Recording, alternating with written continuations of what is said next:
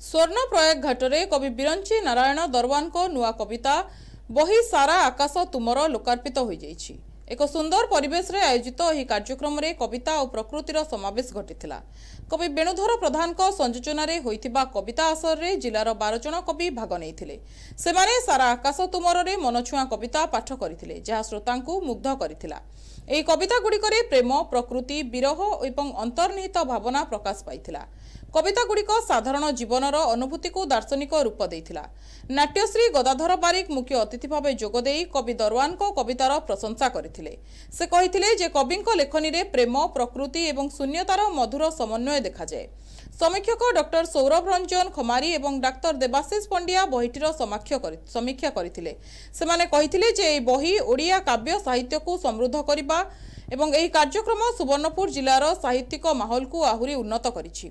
कविता प्रेमींक पई यह एक स्मरणीय अनुभूति सृष्टि करिथिला।